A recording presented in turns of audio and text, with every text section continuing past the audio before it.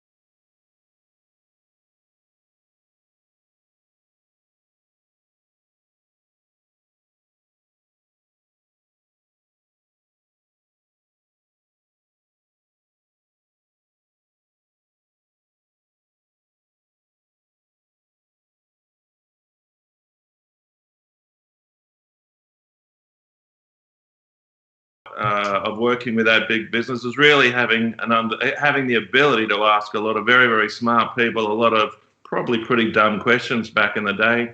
Had a great time, still got some very, very close mates, which you've met many of as well. But through all that, I always had a desire to do my own thing. And obviously, working with the Matilda Bay Brewing Company, head brewer for Matilda Bay, lots of beers and lots of learnings through that, lots of travel, as you've already mentioned. Around the world with beer. But it wasn't really until, Jamie, Roscoe and I were sitting down one day and essentially said, look, are we going to do this or are we just going to keep talking about it? That was 2006. Come 2008, we started Stone Wood. And now we have north of 150 people across the business in brewing, sales, marketing, office, you name it, and our retail as well. We've got a few bars around the traps these days, but yeah, that's me in a nutshell. Awesome, mate. That's great. Me and you met at the Story Bridge Beer Festival back in '99. That seems a long time ago now, and I remember that vividly because that was one of my first beer festivals. I'd only just started brewing at the Wigan Pen, sort of '94, '96, and coming to my first beer festival and meeting someone like you. I think you were parading a beer at that stage called Bee's Knees back in the day. I think it actually had honey in it back then. Is that right? Yeah, a third honey, a third wheat, a third barley. I think I can still rattle off that recipe all these years on. Went on to be a pretty successful beer. Bee's Knees back in the day. But yeah, I clearly remember, sitting up there in Brisbane at the Story Bridge, and yeah, it was just some great times. And there's still a handful of good people around the industry from those early times in the Story Bridge. I hope Richard and the team at the Story Bridge are still doing very well through these uncharted times. Yeah, he's not doing too bad. I actually got to see him, I think it was late January, when I was up there with our sales guy taking me around, and we went into Story Bridge, and sure enough, he was there. So I had a good chat to him. It was really good. But what about the beer industry back then?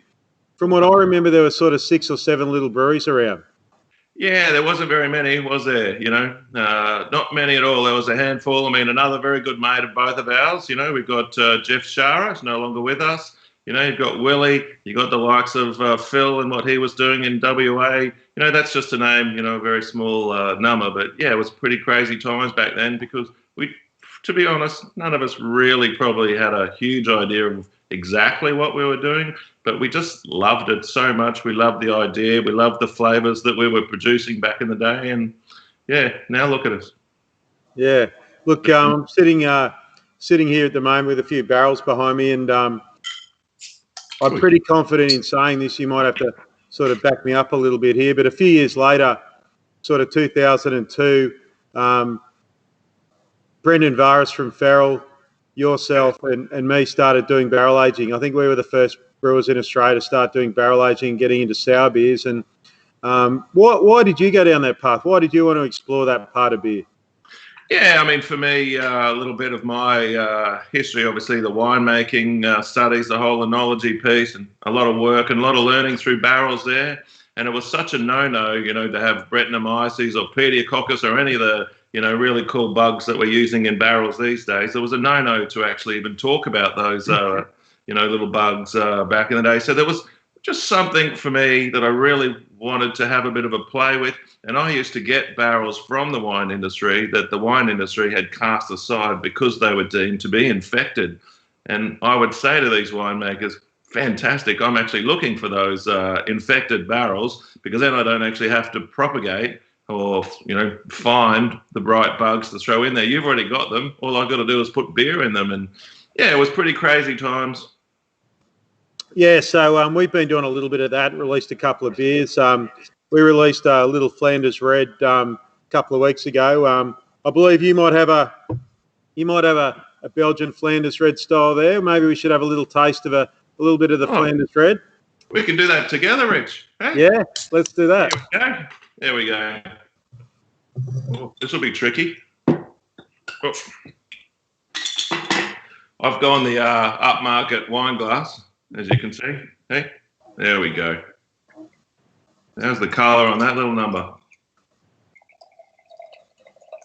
But good fun, really. I mean, I know you had spent some time with, Rudy in Rodenbach, over the years as well, mate. And, that was certainly the inspiration for this beer. For me, I spent on 2 or 3 occasions a lot of time with Rudy. I've been through the old brewery, the new brewery, and, yeah, it was just fascinating. And I really wanted to come back and just have a crack. And I can tell you, we've made a lot of beers over the years. I think this has been one of the most difficult styles of beer to brew. And look, I've actually got one here, so I'm actually going to taste this beer as well. Together. So yeah, I thought you might talk about this beer. So let's have a little. Cheers. Let's have a little taste together. Cheers. Cheers. Looks great.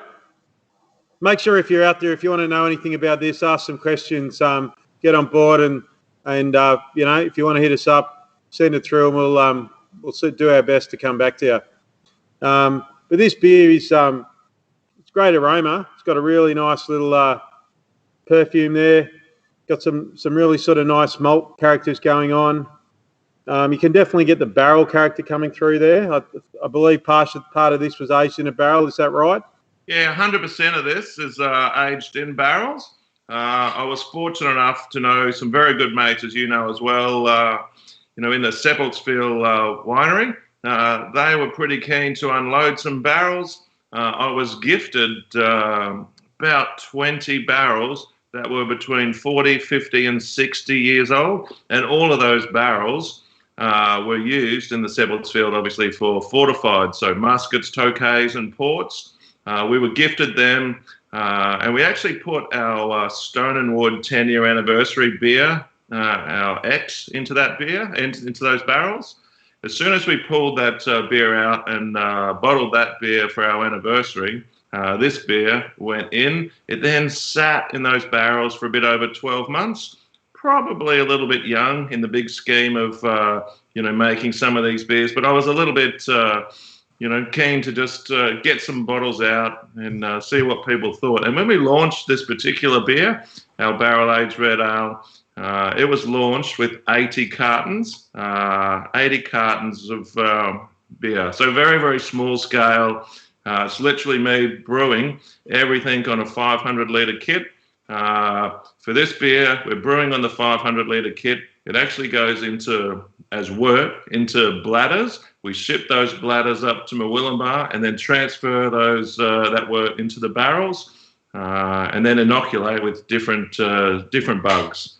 So, cheers. Cheers. Well, it's interesting because we've got our first question up there, and the question is, and you can answer this one, Brad. Do barrel-aged beers become better after storing for a while, or are they better to drink straight away? What do you reckon? That is a super question.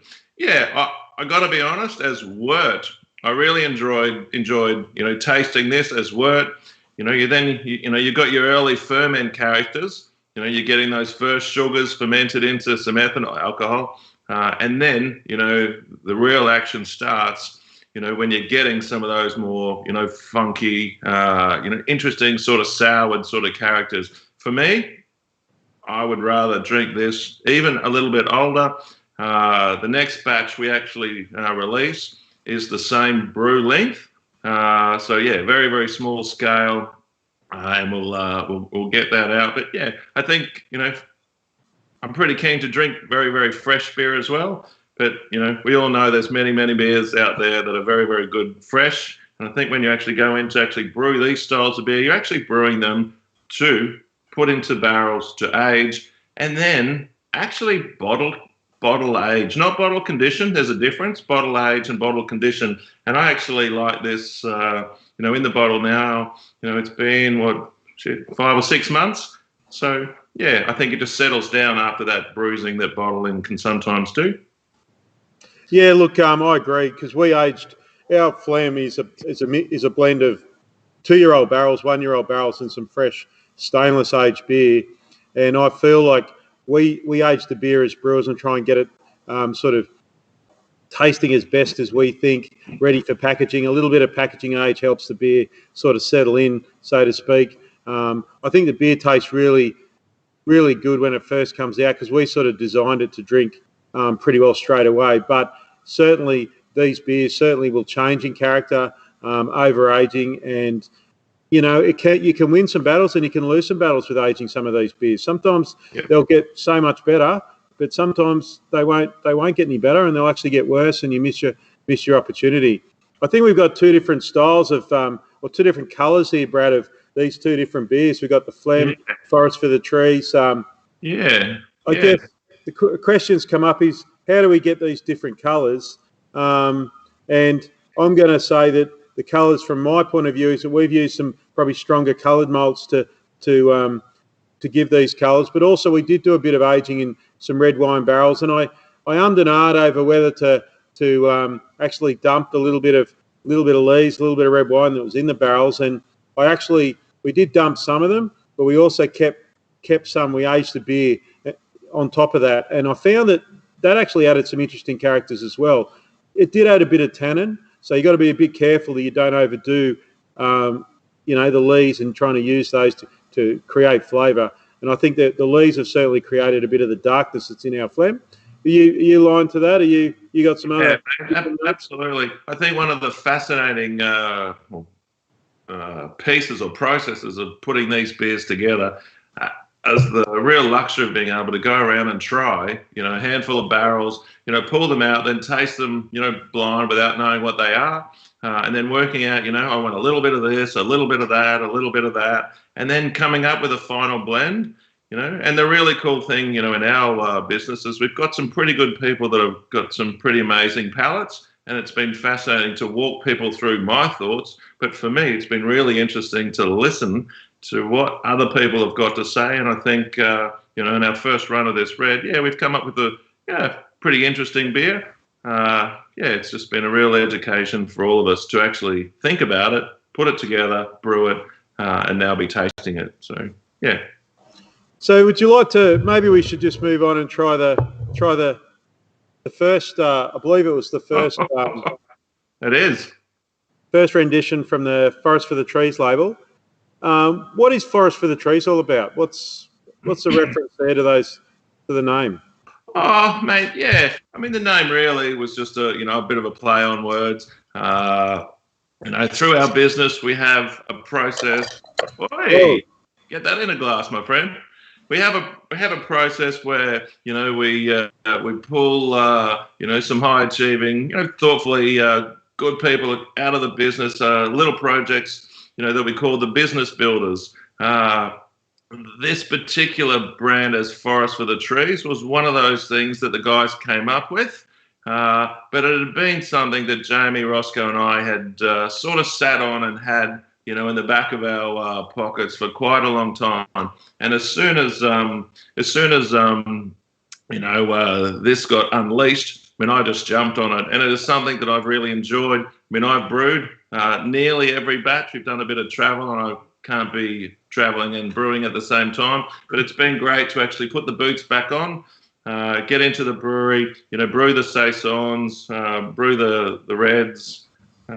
It's really just a really cool way of being able to bring that sour, barrel-aged, characters together. And for me, being able to bring, some of my wine background, but also, very importantly, a lot of my brewing, experience together.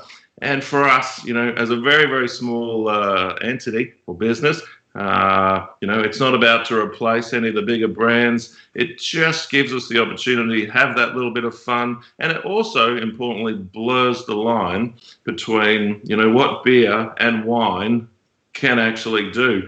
And the beer that you've just poured there, Rich, I'm a little slow, a little bit behind. The beer that you've just poured, the saison there, a traditionally brewed saison with a couple of different yeasts, quite spicy and zesty. Pretty much, in the beer sense, it'd be the closest beer to something in the wine genre, like some Sauvignon Blancs, things like that. So that really upfront aromatic character, which screams out of this glass. That for me was, something that we'd always wanted to brew.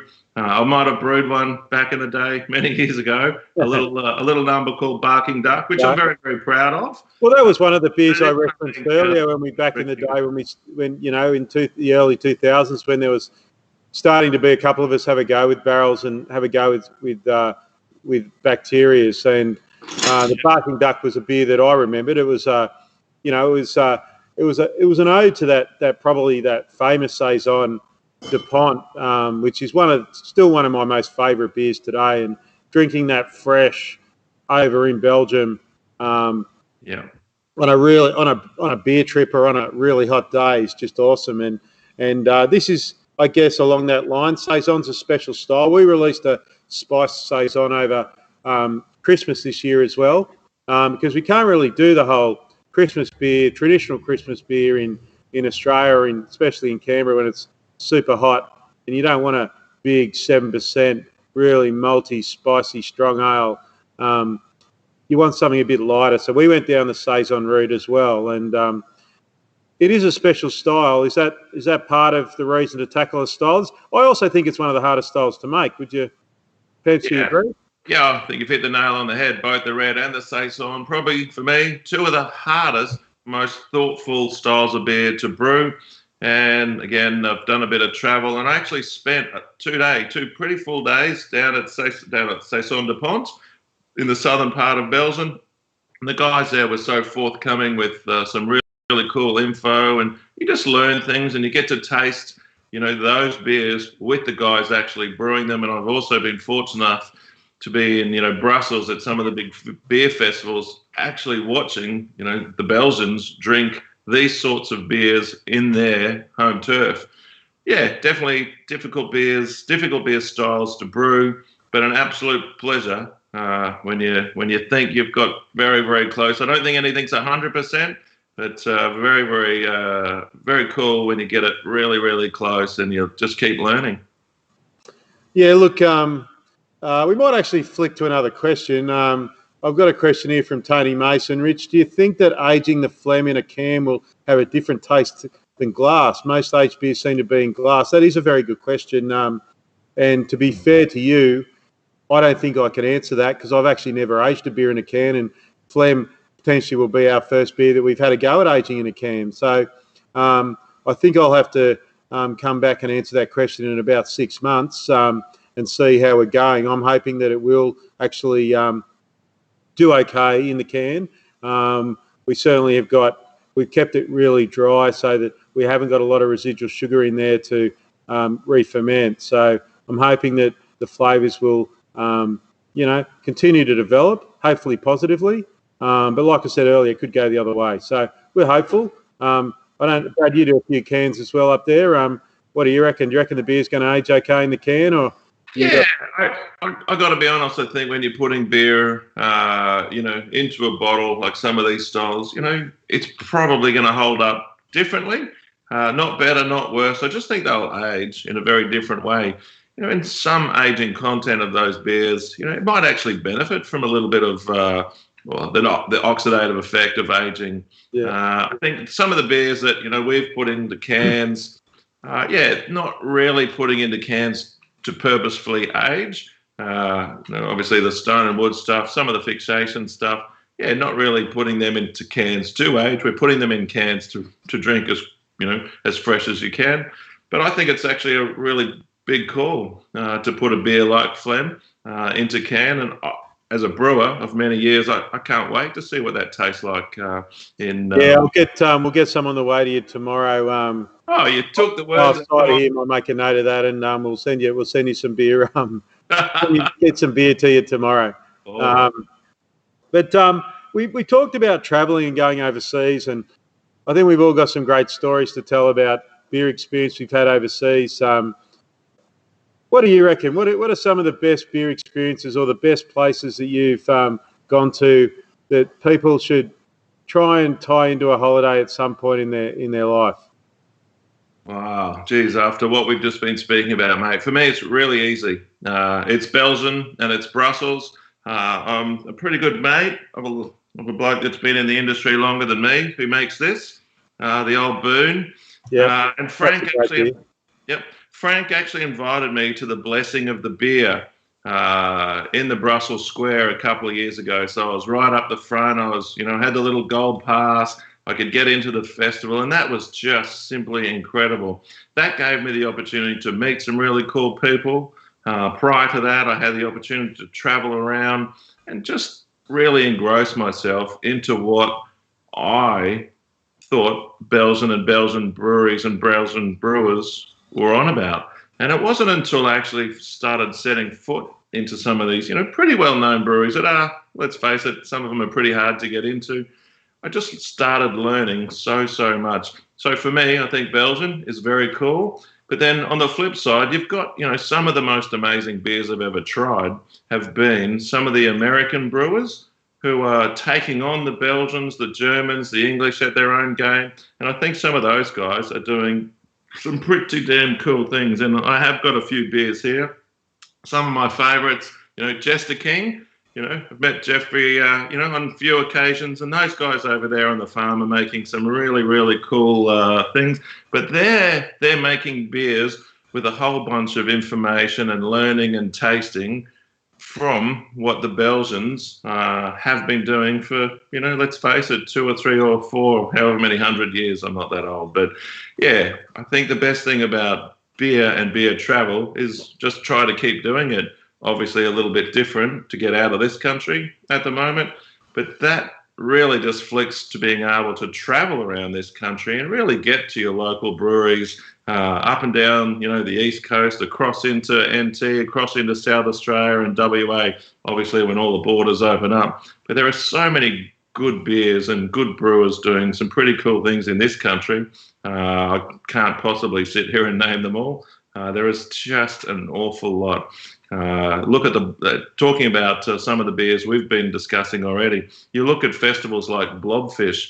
The Blobfish Festival was just incredible, where the whole festival was all about sour beers, barrel-aged sour beers. I mean, yeah, kind of pretty cool. So, I know we all want to look outside of the country, but there's a lot going on in this country as well. So it's pretty exciting stuff. So, yeah, you touched on how the beer industry is going in Australia, and it's come a long way since, 2000 through 20 years to where we are now. What do you think the industry's doing really well at the moment, and what do you think it can get better at? I think the industry, and especially, the smaller end of town, I think we're actually quite collaborative, and I think we're all very willing to continue to learn from each other. And I think our doors are always open. If people want things, need things, or need to understand things better, I think we're all very good at trying to ensure that we help people out. I think the analogy, around you don't go to Chinatown because there's one Chinese restaurant. You go because there's choice. And the beautiful thing in this country at the moment, there's, what is it, 700 small breweries around this country. When we started Stone Wood, I think there was maybe 30 or 40. So in the last, 10 or 12 years, it's been a massive jump in small breweries. And there's so many good people doing such good things. And that's led to making sure that people continually learn, because at the end of the day, the consumer, the drinker, is not really going to want to be drinking shit piss at the end of the day. They really want to be drinking the best possible beer they possibly can. And for brewers to make and brew those beers, they've got to keep learning and doing the best they can. And if they're a bit unsure about something, they can ask people. And there's so many good people in the industry. Yeah, I think we've really, really learned how to learn and help each other out. Yeah, so do you reckon the beers that we're making in Australia are comparable now to other countries like the US, like Belgium, like even England? Probably a bit forgotten now. I mean, England actually has the most breweries per capita of anywhere else in the world at the moment, which is crazy to think. I mean, this is pre-COVID. I'm hoping all the breweries have survived over there. I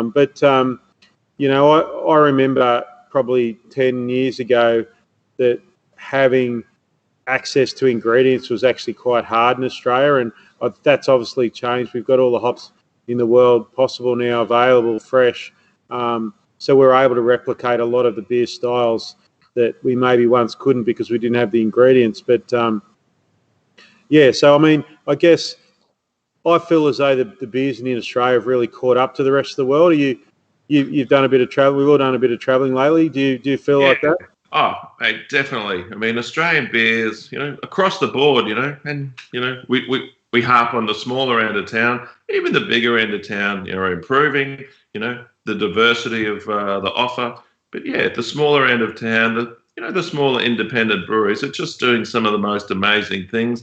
And I think, when you actually look at how Australia, and let's call it Australia and New Zealand go, in competitions like the World Beer Cup, you just need to sit back and look at how many gold, silver, and bronze medals that Australia and New Zealand are getting in these in the international competition, where there's 6,000 or 7,000 beers judged by nearly 200 judges from around the world.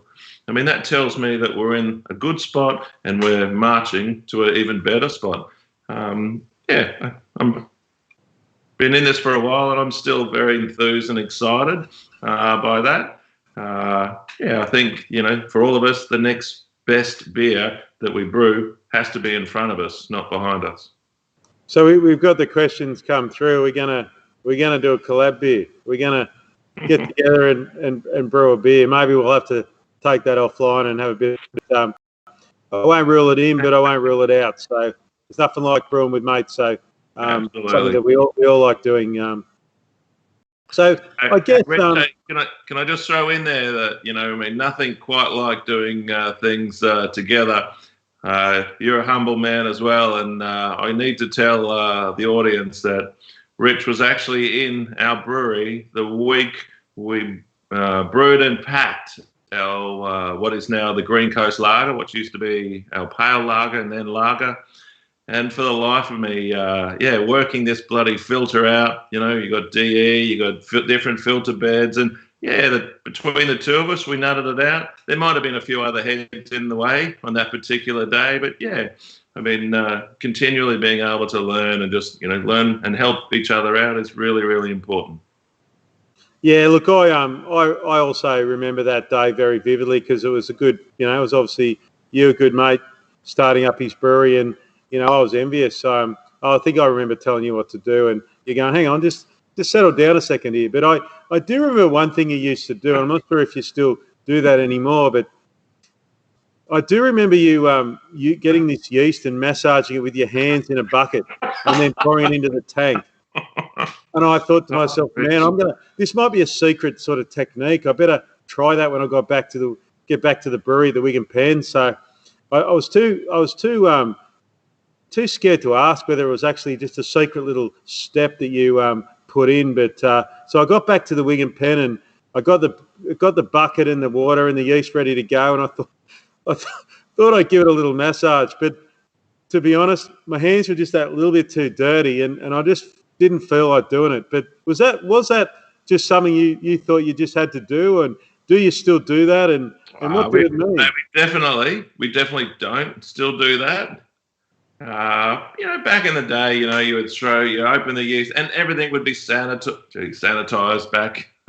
Funny old word of this time. But yeah, and I would actually wash my hands, and I would, get sanitizer all over me, and I'd get into a very, very clean bucket, and just mix that up, and I would let it sit for exactly 38 minutes at 38. You did let it sit, yep. Yeah, and it was just probably stupidity, to be honest. But we've got a question through from Stuart who says, how important is education and beer travel for young brewers starting out in the industry? And I think we'll both have the same answer here. But I think one of the best things I ever did was go and see other breweries and taste other beer. Yep. You don't learn about your beer till you taste other people's beer. And when you're tasting other people's beer, they're probably there talking you through their brewery and what they're doing, and it's amazing. You literally can't take enough pictures quick enough. You're scared to look around, and your eyes are darting everywhere to see what they're doing with their fittings and their valves and their hoses and what they're up to. So I think it's really important to get yourself out of your brewery and get into other breweries. And if you're in a brewery, currently working in a brewery, hit up people in your brewery to line you up with brewery tours at other breweries when you're going away, because it's the best thing you could ever do. It'll absolutely improve, but also cement your commitment into beer. What do you reckon, Brad? Oh, mate, yeah, you've hit the nail on the head. And while you were talking, my mind went straight to Mount Hood, and a very good mutual friend of both of ours, a young man by the name of Dave Logston, and we were actually in his house. Next door to his house was the brewery. There was you, there was me, there was Davey Benighton, there was Brennan, there was a mad Irishman and a couple of his friends. Obviously, the two of us. Did I miss anyone? I'm very sorry if I did. But yeah, when you're actually tasting Dave's beer in Dave's brewery with some really good mates, which gives you the ability later on to have a bit of banter about that beer, maybe out of Dave's, earshot. But you've got the ability to actually talk to Dave, who is an incredible brewer over there in the US. That was a really cool moment, I think, for all of us. I think we spent a week maybe together before one of the World Beer Cup judgings that we all attended. But yeah, being able to go to breweries, taste their beer with the brewer in a pretty intimate sort of way, you can actually really get inside and understand what they're doing in the brewery, understand their beer from a sensory perspective, and then actually talk to the brewers about, how they arrived at those flavours, and probably equally importantly, why they arrived at those flavours, because you might learn something completely different that might trigger something in your own brewing, experience to actually go on another tangent, somewhere else. Yeah, that's right. And I think I remember one trip too when we went went into San Francisco, and we actually got this. There's a few of us there, and we actually ended up hiring got a driver up to Russian River, and funnily enough, the driver we got was actually Russian. That's right. Yeah. And we went up to Russian River, and Vinny gave us a great tour around his production brewery, and I think dry hopping or access to American hops was just really starting out in Australia, and learning about how to dry hop and when to dry hop, and how someone like Russian River, who's probably, if not the godfather, certainly one of the godfathers of IPA in the west coast of the US, how they went about it, and just seeing, and smelling the amount of hops that you could smell in their brewery when you're in there. Having said that, we also saw a shitload of barrels in there, and you can see where all those great Russian River barrel-aged beers come from. And Vinny and Natalie were just so hospitable once we got down to the brew pub, and they have that big 20 beer flight. So I think for anyone who's planning a trip to the US out there, make sure you get up to Russian River and take the time to get there and spend the time there. And if you don't want to spend the night there, get a driver. I think the driver he got a bit sick of us because we were a bit late getting to the car and coming back by Lagunitas, I think, on the way back. He was wondering if he was actually even going to get home before midnight. But, that's what you got to do when you're on a trip. You got to take time to absorb everything you possibly can that's in the brewery and everything you possibly can from the brewers that you chat to. And the brewers stick around and have beers with you as well. So I think for anyone out there, hit up the breweries that you're going to and, you'll learn so much.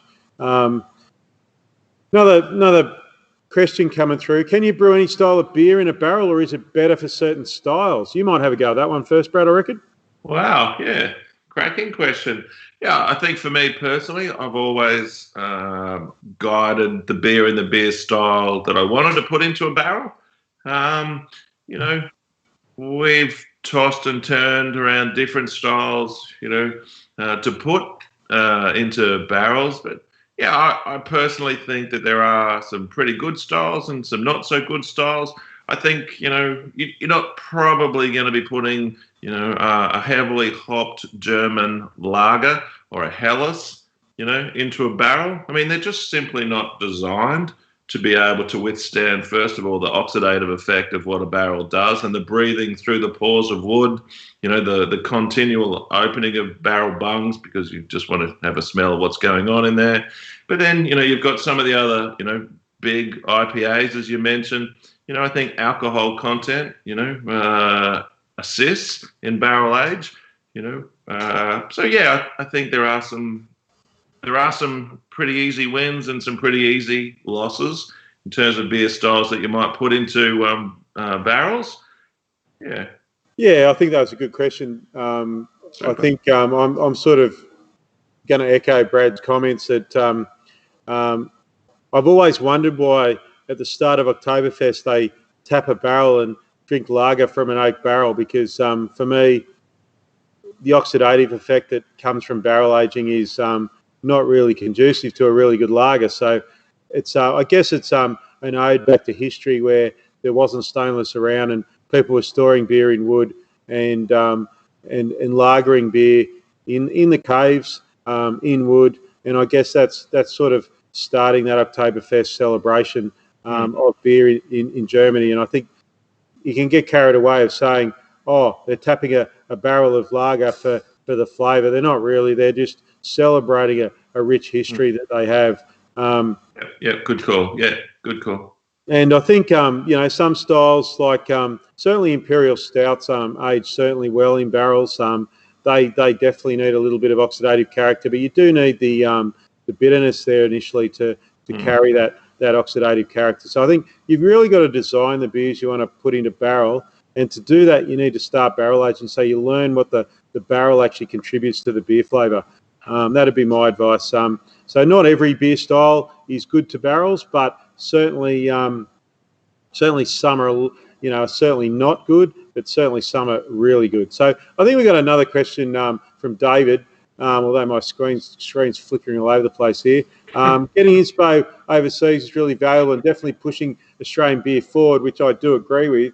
But do you think there are some traits that are making uniquely Aussie beers and what makes them right for this place? I mean, Brad, what's your thumbs up or thumbs down? Hazy beers. Okay. Well, I suppose. I mean, you look at Pacific Ale. No. I was. For us, hazy. It's a degree of haze. So Pacific Ale has always been unfiltered. It's always had yeast in there. So back in 2008, when we first started doing our Pacific Ale with heaps of Galaxy and such a punch of that tropical fruit, passion fruit character, there was always yeast in there because I believe that yeast, actually adds a degree of weight to the palate. And for me, we wanted to make that beer as drinkable as we possibly could, but we also didn't want to make it alcoholic and too bitter. So we sort of, ensured that there was a degree of yeast and yeast content in there just to increase that, weight across the palate. So obviously today, we've got the whole New England IPA, which are just monstrous, yeasty numbers, quite thick and juicy. I think there is a place for those styles of beer. To be very honest, it's probably not a beer that, sits across my fridge all that often. I think those particular beers are better, on tap, out in the venues, out in the pubs, enjoying those, with your mates out and about. Yeah, I agree. That beer style I quite enjoy them fresh off tap as well. And we've done a couple in our brew pub, and I think we've got another one coming out very soon. Yep. But my biggest fear is trying to can a beer like that and knowing that if that beer sits still for a period of time and having that, finger thick, depth of yeast in the bottom of the can, and how that can will go through its life of going to a distribution center and then going out to a retailer, and then and then sitting in the retailer, and obviously cooling down, warming up, cooling down, and we all know what beautiful characters yeast gives to a beer if it's been sitting in contact with the beer for too long. So I'm sort of in and ahhing. The best hazy beers that I've had in cans or bottles have been super fresh, and the ones that I've had once they get a little bit of age on them, really just, they're just beers you don't really want to drink. So I feel like you could do some sort of really localized distribution and cold, super cold transport everywhere to try and alleviate those characters. But that Vegemite character that comes from yeast or tolerization is something that doesn't work well in a hazy. Are you aligned to that? Yeah, definitely. And then, I know Tommy and Sam, down in Melbourne at our Fixation Brewery, they specialise in, hopped beers and big hop beers, juicy beers. We've just had a little can line in there, so we've got quite a few cans of some beers that we weren't able to sell as kegs and whatnot, obviously this time of our lives. But yeah, the boys down there have experimented and played, with differing amounts of hops, differing amounts of yeast, and that juiciness. Yeah, I think there is a place for it. Yeah. We got to respect all beer styles that have come about, and New England IPAs are certainly, becoming quite a hard style to brew really well as well, because there's a lot of New England IPAs out there that, probably need a little bit more love and a little bit more experience, I guess, in terms of recipe formulation, I think, to really nail it. Certainly there's a lot of really great West Coast IPAs out there, and we're pretty lucky to be able to get those at our bottle shop. So we're getting towards the end there, Brad, and some smartasses put a comment up on the questions, and they sort of said, the story goes about Bee's Knees was made for a one-off Capilano Christmas party. Oh, God. Is that one that we need to go any further, or we should just leave that one there? Yeah, there's no secrets. Bee's Knees back in the day, I'm pretty proud of what we were all doing with that. Bee's Knees was a style of beer that essentially arose out of Capilano having a little extra honey. What was it? International Bee Day today, or yesterday was Bee Day. Yeah. Capilano came along and went, look, we've got this honey. Can you make a beer with us? Absolutely. And, that first pallet of Bee's Knees out of the brewery at Sanctuary Cove went off to Capilano as a Christmas present for their beekeepers for that particular year. So, yeah, I'm proud of that beer and that style of beer. And, where we took that, back in those days, that beer was brewed at Sanctuary Cove, the Sanctuary Cove Brewing Company, Gold Coast Brewery, which then became the Masthead Brewing Company. And then, with Jamie and Ross and Foxy and the boys around, there was only 6 of us across that particular part of a very large business that was the rebirth of Matilda Bay. We took the best beers out of Masthead and we took the best beers out of Matilda Bay, and then drove that forward. And, yeah, as I said before, some of that was the best brewing learning we've ever had. Well, excuse me, Rich. Excuse me, Rich. Dinner has just arrived. A small pizza here. Thank you, mate. Cheers. But yeah, I'm proud of that beer, and I'm proud of a lot of what we've been able to do. God, I've been Well, brewing really. since we're going to dinner, we better crack a bit of red. If we're going to have dinner, we better crack a bit of red. So, Okay, all right. This is something we just do when we're on beer trip. So, we're going to have a go now. A little bit of red. What do you got there, mate? I've got that Pialigo, the Pialigo Shiraz, local little Canberra winery. So they're doing good things, and they've got an awesome smokehouse as well. What have you got there? Well, just to round the dots for our little session, I've got a little Giant Steps Pinot. I actually studied winemaking with Stevie Flamsteed, who is the chief winemaker and pretty much the boss down there at Giant Steps, funded and owned by Mr. Phil Sexton, and obviously Phil having another crack at his beer business, bringing some of those Matilda Bay brands back together. So here we go, an ode to a little red, so the Giant Steps Pinot. Oh, can smell it already. Here, cheers, mate. Happy days. Cheers. We're right at the end here, mate. So I guess one last question for you, and that is, what's next for Brad Rogers? What's coming up, and what's he likely to be getting into? Wow, that's a great question. I mean, if I could borrow your crystal ball and see how we're going to get out of this particular mess that the world's in at the moment, I think we'd have a great time. But I think for me, I love, getting up, working with the guys across the brewery. We have some amazing people in our small business that has now become a little bit larger than it was 10 or 12 years ago. And for me, I still gain a lot of energy and excitement and enthusiasm out of some of the guys that have come through our business, started, 7, 8 years ago, 9 years ago. We've actually got a 10-year anniversary employee coming up a little later in this year. So to me, that's been very exciting. Obviously, the forest for the trees. We've got a few interesting things installed coming up with that. So have a look out for that. I'm not trying to plug that or anything. It's a very small scale.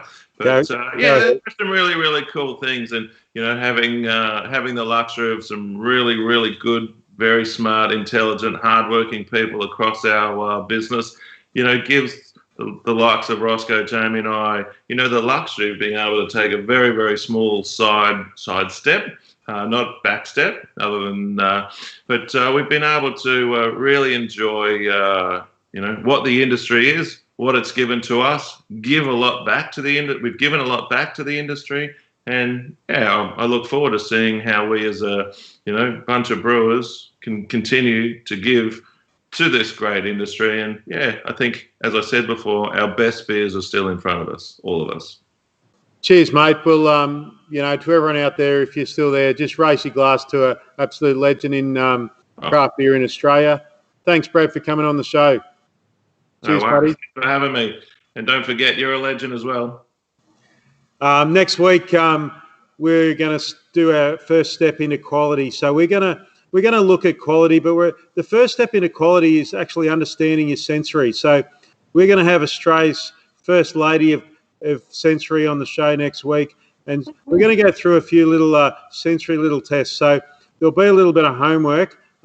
Tune in on Tuesday to learn what homework you need to do and what you need to have in front of you. So thanks very much for tuning in. Let's look out for sensory next week. Cheers. And cheers. Thanks for having me, Rich. Ben spoke. Happy days.